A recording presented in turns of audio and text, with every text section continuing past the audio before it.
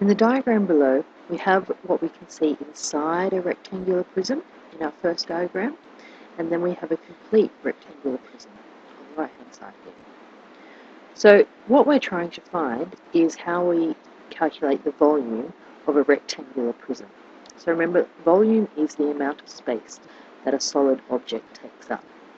So you can see inside this rectangular prism that it's made of layers of cubes.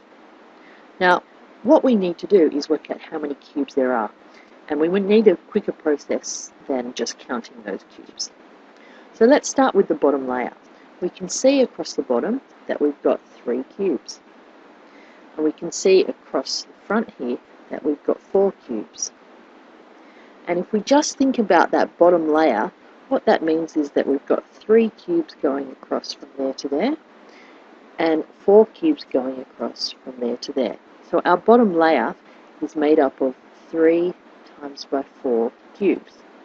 So our bottom layer is 12 cubes. So to work out the volume, we then need to know how many layers of cubes there are, because each layer has the same number of cubes.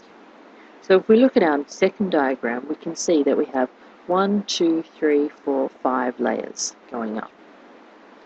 So to calculate the number of cubes in the total rectangular prism, we would have the number in each layer, which was 12, multiplied by the number of layers, which is 5. So in total, our volume should be 60. 12 times 5 is 60. So 60 cubes. Okay, now that can be a little bit of a slow process, so there is a quicker way to find the volume of a rectangular prism. Let's have a look at our second diagram here. To start with, we have 3 dimensions. We have the dimension going back here, which we will call the length. We have the width across the front. Sometimes this is called the breadth. It means the same thing, so don't worry about that. And then we also have the height. So how high is this prism? How many layers is it? So to calculate our volume, we need to take the length, multiply that by our width, and multiply that by our height.